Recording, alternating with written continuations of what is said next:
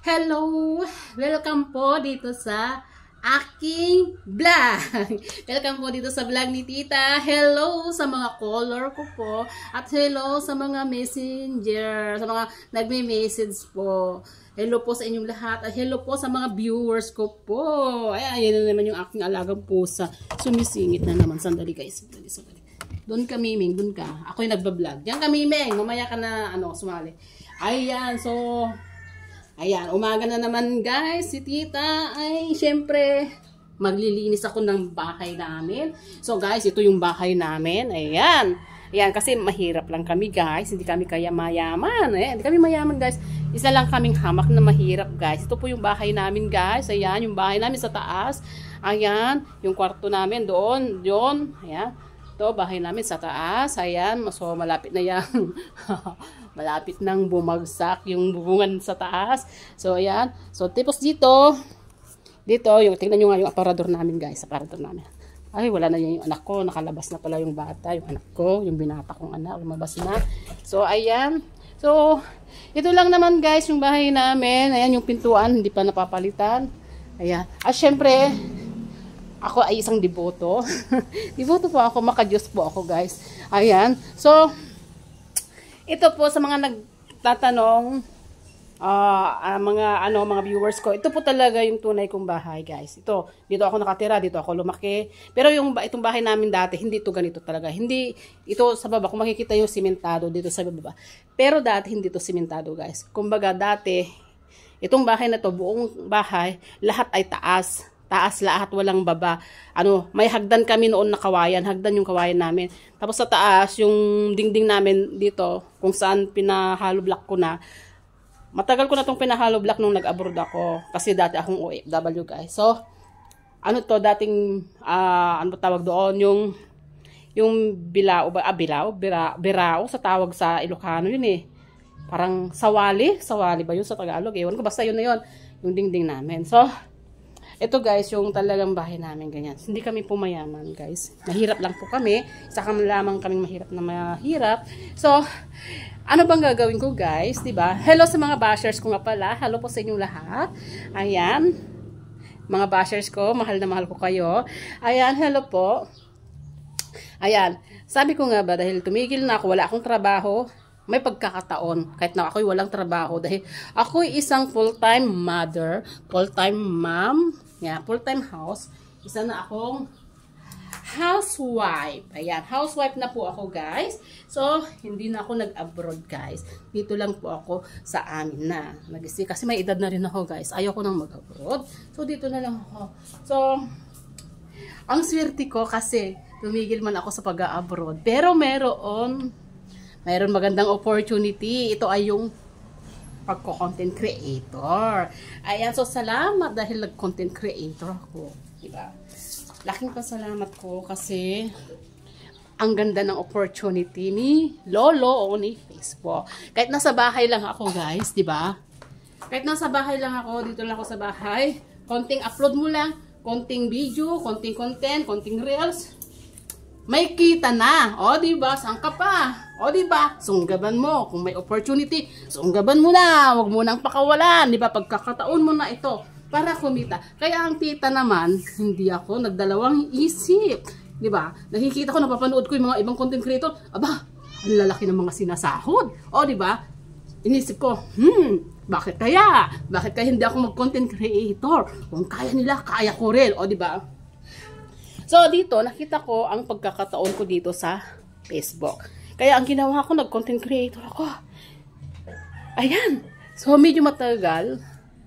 Kasi may isa akong account na personal account sa Facebook. So, bali pangalawang account ko na ito, kung saan ako nagbablog.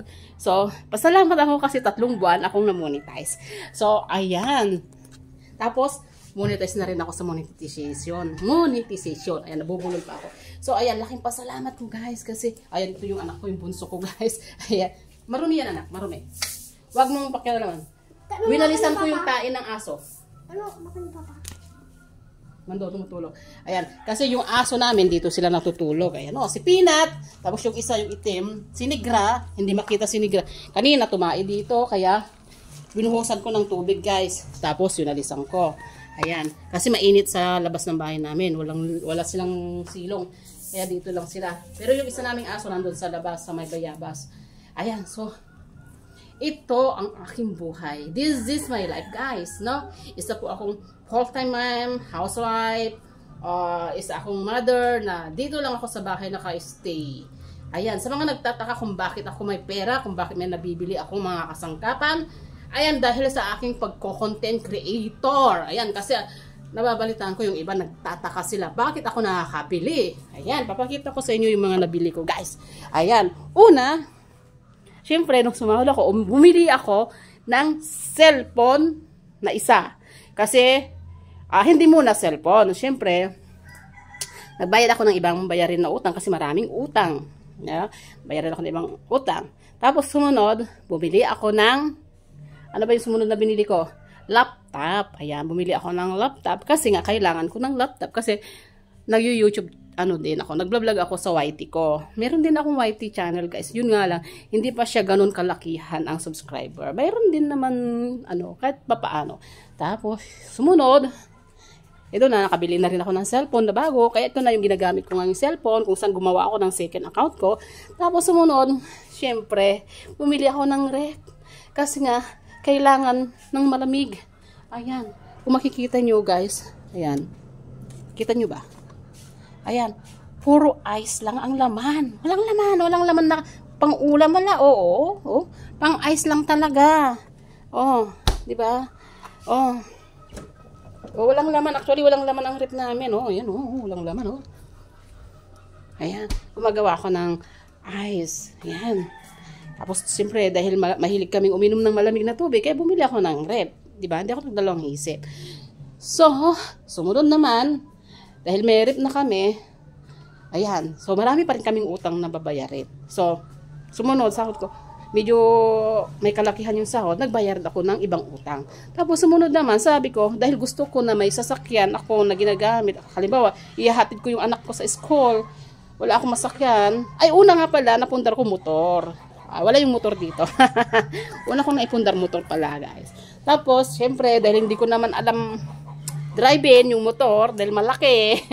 Pero, pira ko yon sa sariling, sahod ko ng Facebook. Diba? Hindi sa panagmayayawang, guys. Sinasabi ko lang. Oh. Tapos, ito na yung pangarap ko na isa, guys. Ito na yung pangarap ko. Ayan. Hindi pa ako masyado marunong mag-drive. Pero, masasanay din ako. So, ito na. Sumunod. Ayan. Ito yung bagong-bago. Bagong-bago kong pundar kung saan galing sa aking sahod na pagbablog dito sa Facebook. Ayan. O, diba? Kaya sabi ko, guys, naku, salamat. Napakagandang opportunity talaga ng Facebook. Malaking naitulong sa akin. No? Ang laki ng naitulong niya talaga. Grabe. So, hindi ko ito pakakawalang, guys. So, sisipagan ko pa lalo. Magiging masipag ako dito. Makikita ninyo ako mamaya. Nakapanty na naman ako. Nakabra. Okay lang yun, guys. Hindi nyo naman makukuha. Diba? O, diba? Lakasan na lang ng loob yan. O, diba? Tignan nyo nga. Laki-laki ng tiyan dito. O. Pero lakasan ng loob lang yan. Diba? Hanggat carry mo. Bakit hindi? Bakit di mo gawin? Diba? Okay lang yan. Kahit anong sabihin ng iba, wala akong paki. No? Ang importante, nabibili ko kung ano yung gusto kong bilhin. So, yun lang po, guys. Ang importante, yung pusa ko, mamaya ka na sumilin ka. Ang importante, ang pamilya ko, napapakain ko sila ng tama na galing sa aking pawis, sa aking pagsisikap, sa aking sipag, at sa aking kahihiyan. O, diba? Totoo naman yun, kahihiyan. So, okay lang yun, guys. Be proud as content creator ni Lolo. So, yun lang po, guys. Thank you sa lahat ng mga viewers ko. Thank you guys sa mga manonood dito. Thank you so much.